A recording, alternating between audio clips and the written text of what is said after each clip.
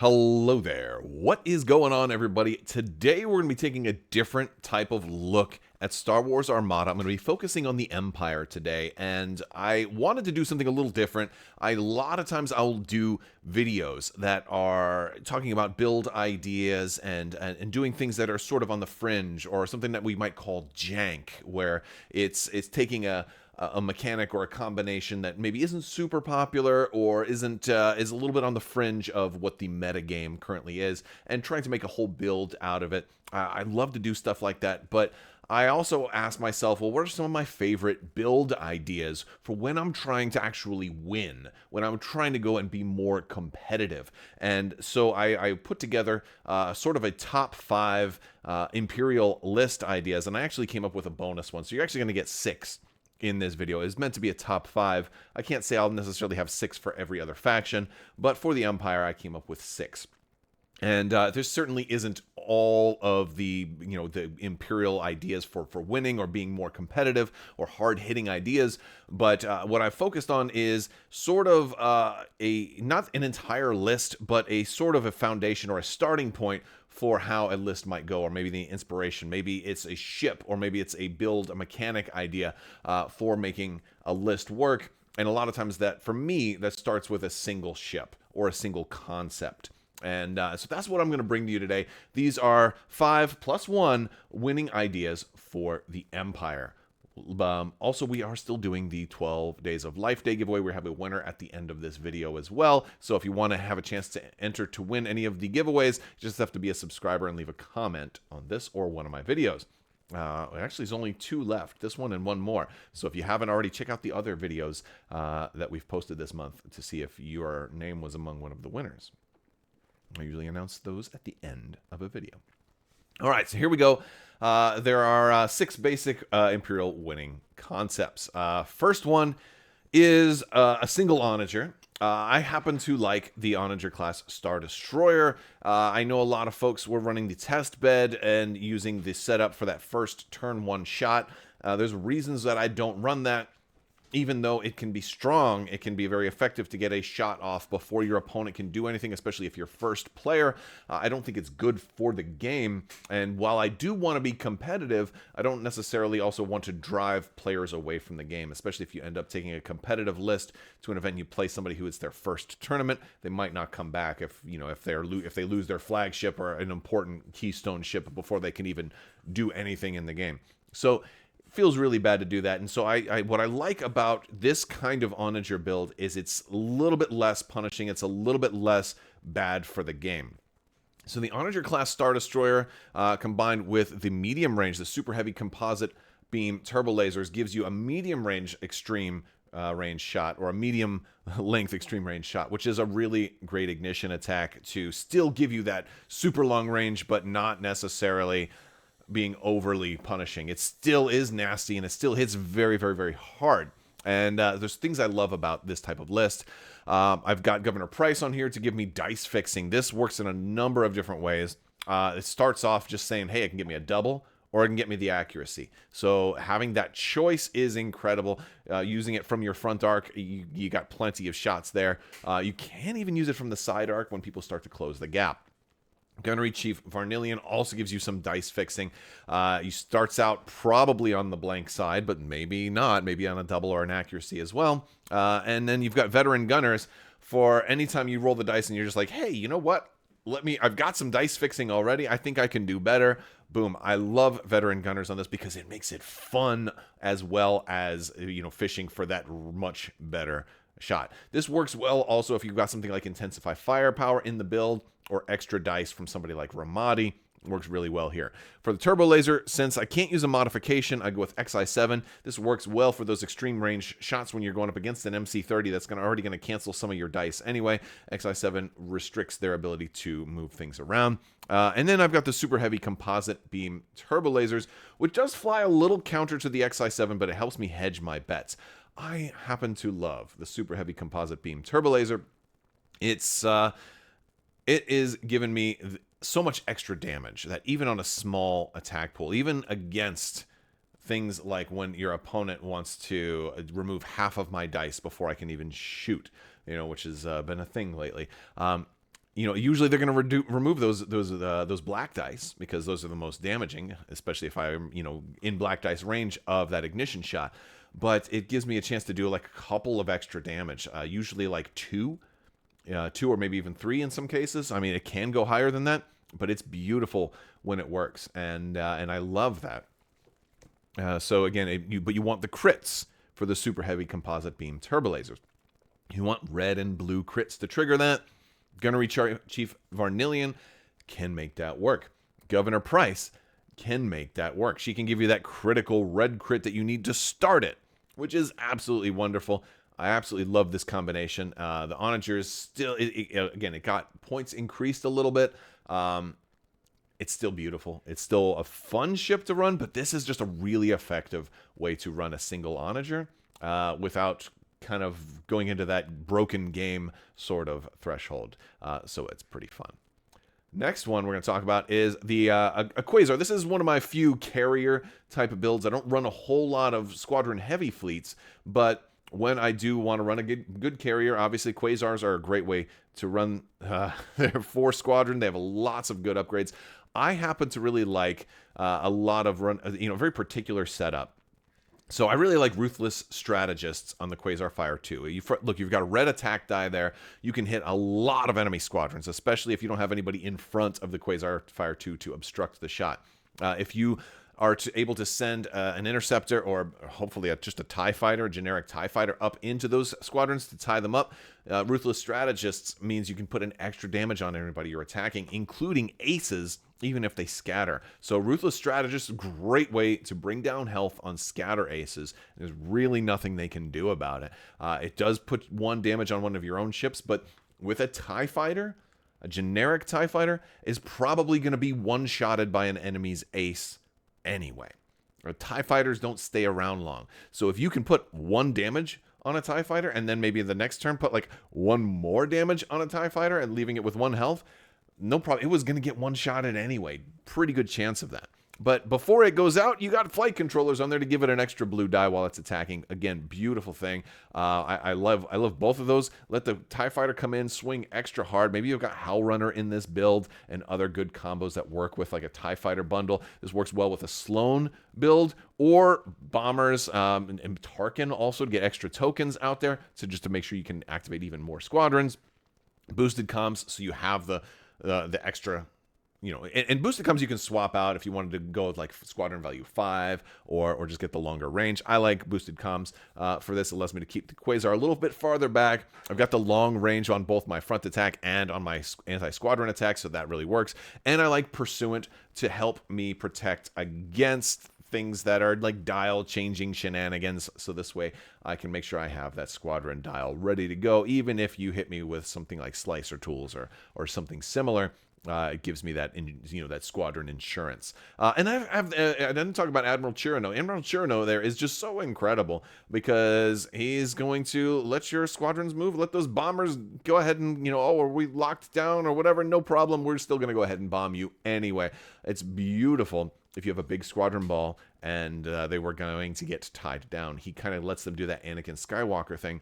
And because the Quasar's got a squadron value of 4, potentially more if you got tokens or if you got a higher squadron value from an upgrade card, you're really getting I usually don't bring too many bombers, so having 4 or even 5 that can just ignore your the engagement and move away and bomb an enemy ship is a massive thing, and it's definitely worth the 10 points on the right ship. So I love to run this as a really powerful carrier, as the cornerstone of my fleet, and let the rest of the build sort of be inspired from this.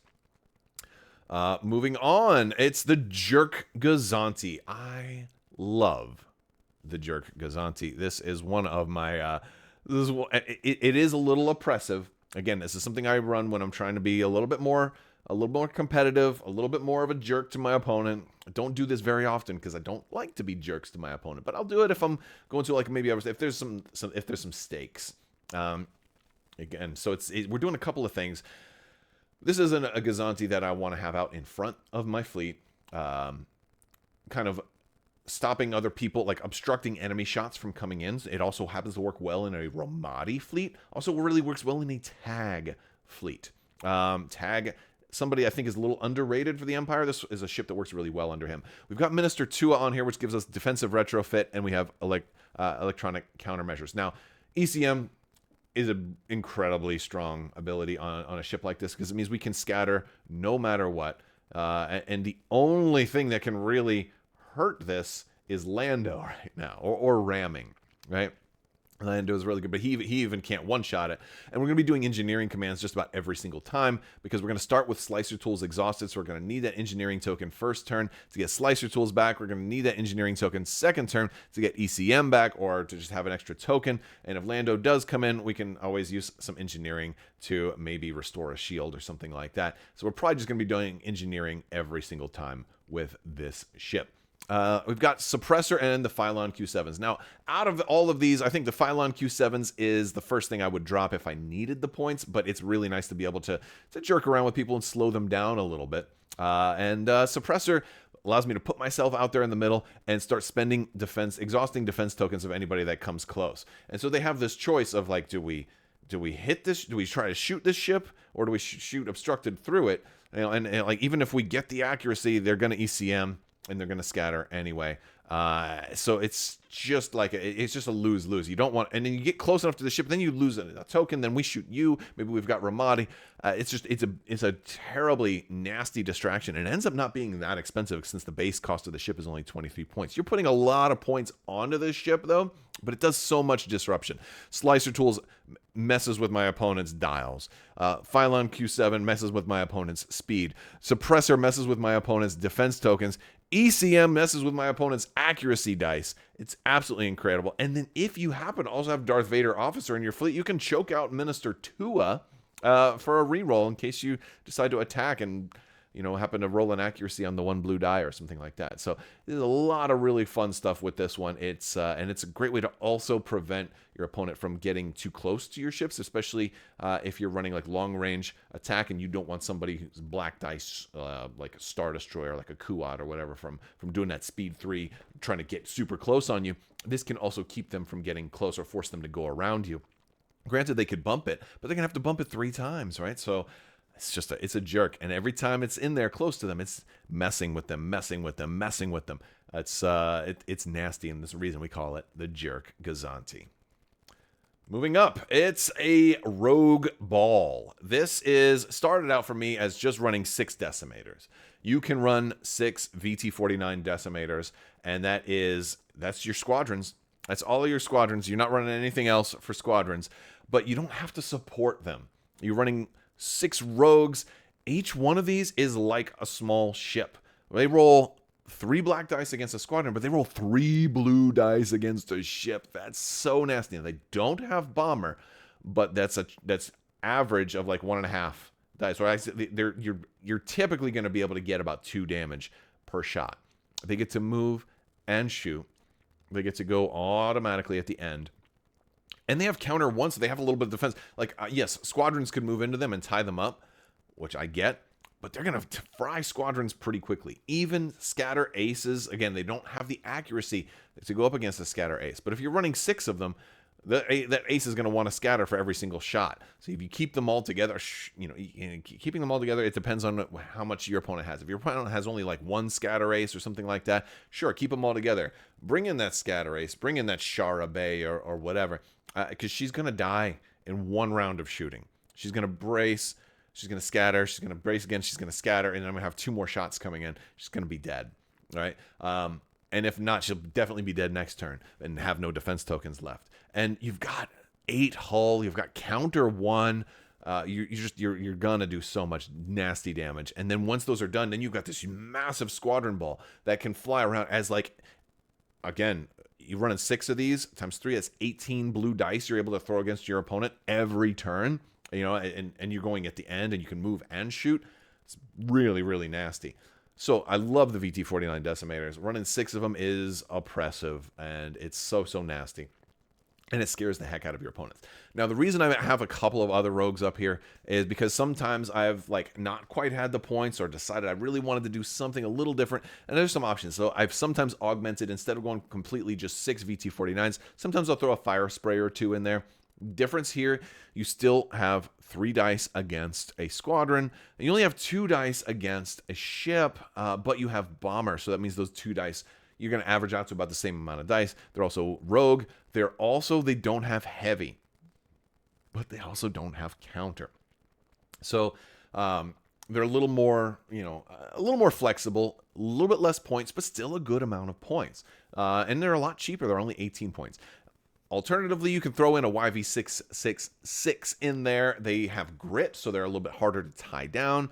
They also have rogue. They're at only 15 points, so the price is really right here. Not very great against ships, though. They only roll a single blue against ships. They're also kind of slow, but they have a little more hull and a great anti-squadron battery, which will kind of can maybe augment your squadron ball a little bit. Maybe you have a YV666 in there in the front, and you deploy it as far forward as you can. It's going to move slower, but it can, if all your VT-49s are attacking, hey, here's a great kind of opener. Or maybe you wait until they've got only that one health left, but they've got that exhausted scatter. You at least have some blue here, and maybe you get that accuracy, or cause them to spend it. But it's a great way to maybe augment your VT-49 decimator ball and only run like maybe 3 or 4 VT-49s and augment with some of the cheaper rogues.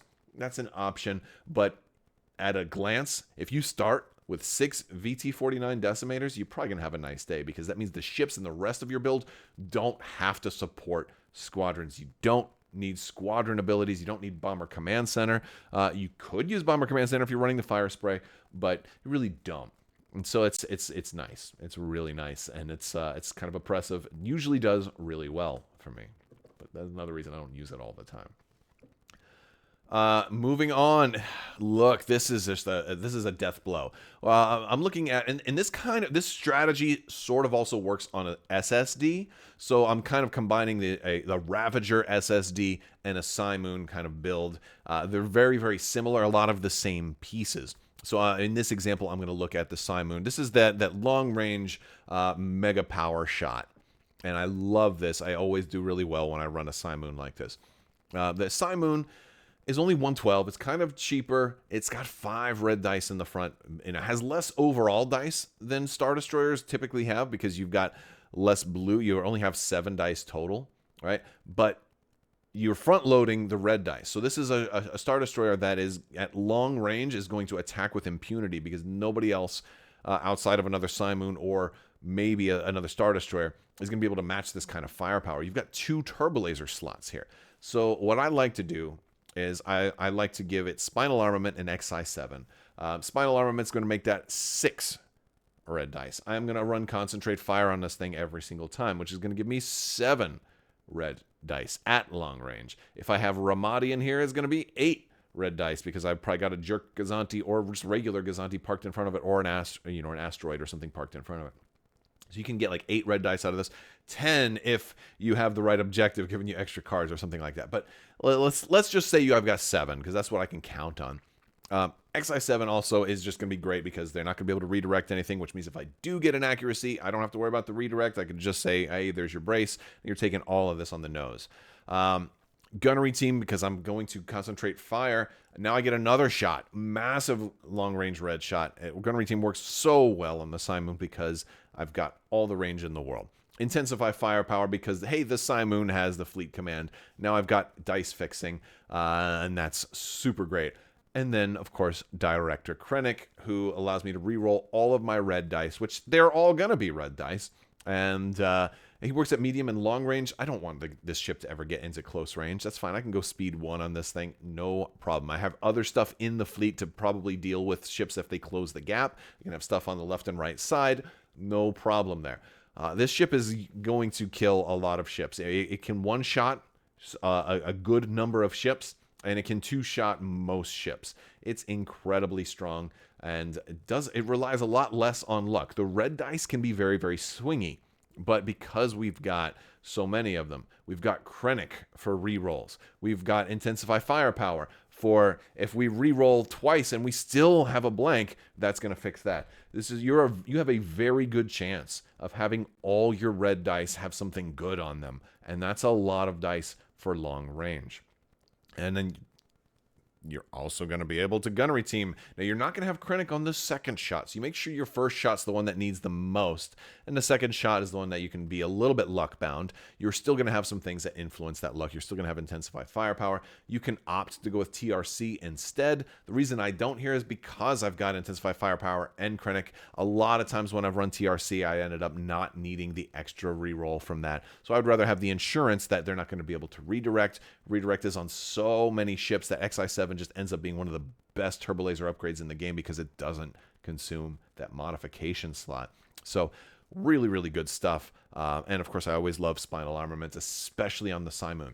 Now, if we're modifying this for a Star Destroyer, a Super Star Destroyer Ravager, one of the key differences is that we're going to be using the Ravager title here, and we won't have Intensify Firepower. But the cool thing about that is we could have Intensify Firepower elsewhere, maybe, but probably not. Probably just not going to have... Well, we could have that, but we don't necessarily have to because we're going to have a token when we concentrate fire, which means Krennic is going to be able to use both the ability for rerolls and the token ability. So he's going to give you double rounds of rerolls. So you're going to have that Ravager token when you're also going to get an extra die. And of course, you got the Super Star Destroyer having just a bigger dice pool in general. So really the main difference on running this on an SSD is just you add the Ravager title and it becomes even more threatening, but also at a lot more points. So the Simoon fits more into more build ideas. If you're running Ravager like this, you have very few points left over for anything. Maybe a Gazanti for an extra activation, maybe a TIE Fighter or two to kind of slow down a Squadron Bomber, or maybe just a Scatter Ace or two or something like that. But if you're running it like a Simoon, like you see here, then you have a lot of flexibility, and you can do different titles on here. You don't need a title, but if you want to run titles, there's a lot of different options. But this is a good starting point for a nasty, nasty kill machine that is, it doesn't have the defensive retrofit, but you're so effective at long range, you don't need as much defense when you're at extreme long range like this. Moving forward onto my final... it's the Architans Swarm. Look, you guys know that I love Architans. This is the bonus one, because I wasn't originally going to include this, because Architans are kind of hard to find right now. A lot of people can't get a lot of Architans. You're lucky if you have one. Hopefully, they will be coming back into print very, very soon, and people will be able to run these, because honestly, these are kind of oppressive. I ran an Architan Swarm probably more than any other fleet. I try to do it a little bit less right now, because it usually wins. It usually does very good, and I usually get a reaction from people like, oh, you're running Architan Swarm, and I don't want to make people feel terrible. But if I've got to win, this is a go-to list. Just running, I think you can run 6 Architans, but running 4 or 5 Architans is usually the build. And then there's very few choices. The light cruiser is usually the way to go with the quad battery turrets. I really like quad battery turrets. Again, this is just like the Simoon. Architan's light cruisers are very, very effective at long range. They've got a good amount of shields. They've got 5 hull. They've got actually a really cool mobility. They just kind of want to run sideways around your opponent. It makes it making it harder for your opponent to catch up to you, because you can kind of fly away and then turn. So I can run and still keep my guns pointed at you, which makes them like the closest thing to somebody who can run away and shoot from the rear almost. And granted, they can shoot from the rear, but because they're going to move and then turn, they can sort of still do that if they have to run. They also have the evade, which is super effective at long range.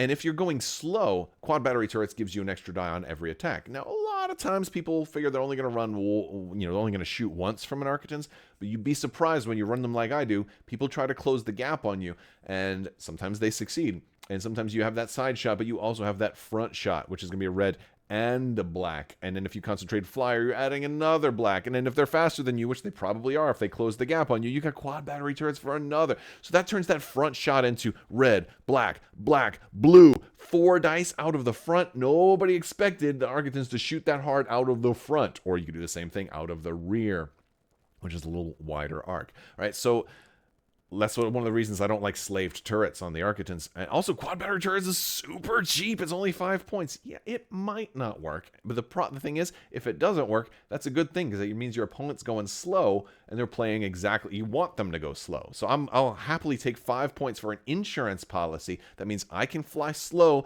and keep you in the web of doom. And if you speed up, the web of doom gets even nastier. It's beautiful. And I put a different version of the Architans because this is something else I've started running a little bit lately. Again, Enhanced Armament is an even better option for Architans because it's guaranteed, but it's also twice the points. So you can't always run, 5 Architans with Enhanced Armaments and then have points left over to do whatever else you wanted the fleet to do. It makes it very tricky. So sometimes I run 1 or 2 with Enhanced Armament and some with quad battery turrets or some naked. I always kind of change it up a little bit on what I'm going to put there. But the reason I put the Command Cruiser in here is not for engine techs. Granted, engine techs is super cool. I like that better for like 1 or 2 Architans. But if I'm running an Architan swarm, there's few things as awesome as auxiliary shields team. What this lets you do is this lets you turn this ship into like almost a medium ship as far as its toughness. You first turn you engineer. And what you do on that engineer is you're going to get 3 points. You're going to gain 1 shield on your left side. You're going to transfer 1 from your rear to your right side. Now you're 2, 3, 3, 1. Second turn, you engineer again. You can take a token, or you can get that rear shield back if you need to. You do this while you're at speed 1 or 2 or whatever is appropriate for the setting, while you're moving into position. And then after like turn 2, then you can go ahead and start doing your concentrate fires and getting those big shots in. But all while you've got 2 redirects. All right, that's one of the bigger strengths of this command cruiser or of the Architans as a whole. And if you've got way more shields to be able to redirect, it means that on a future turn, you can spend that engineering token to send like these 3 shields over to that side. If your opponent's only on that side, you might be like turn 5 of like constant engagement before you actually take a hull damage if you do it right. Auxiliary shields team is massive on an Architan's command cruiser. And even though you're paying more for the ship and a little bit more for an extra upgrade that wasn't available over here, this is a very, very great upgrade for the Architan's class command cruiser, and it's worth looking at if you were in the camp like I used to be in, where I only ran the Architan's class light cruiser. And if you can't get an Architan's yet, you have my sympathies. They need to come back in stock because hopefully they're coming to the Republic soon, and people are going to need more of them, and they're wonderful. And I'll feel less guilty about running 5 at a time if people actually have them and can run them. So those are some winning strategies, some winning build ideas for the Empire for Star Wars Armada. Let me know what you guys think about them, and I don't know if they're necessarily ranked by most winningness, but I think I kind of ranked them according to favorites. But I want to hear some of your thoughts. Do you like this style of video? I was thinking of doing this for each of the factions, and let me know some thoughts moving forward. I also have a winner to announce today. So today's winner is going to get a playset of the Armada Summa of all things.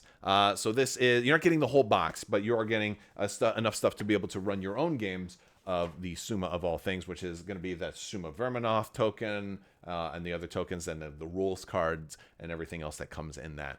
And so that's today's 12 Days of Life Day gift. Let's see, where is our winner? Our winner is going to be Jedi Master 2712. Congratulations, Jedi Master 2712. Shoot me an email at mailcrabbok@gmail.com, and we will get that sent out to you. Anything that does not get claimed from all the 12 Days of Life Day or any of my giveaways, that'll roll over into Patreon after 30 days. So patrons are going to get an extra chance to get some things that are unclaimed. We do have a lot of things that have been claimed, but there are some things that have been still yet unclaimed. So if you're watching this, you did not win, go back through my other videos for December and check and see if there was anything that maybe you won that you missed out on, because I announce winners at the end. That's how I do it. All right, guys, that's going to do it for today. I want to thank you all so much. Big thanks to my patrons. You guys are out of this world and help make this whole channel possible. I will talk to you later. May the Force be with you. Live long and prosper. Be excellent to each other. Party on, dudes. The spice must flow. So say we all. And always wash your socks.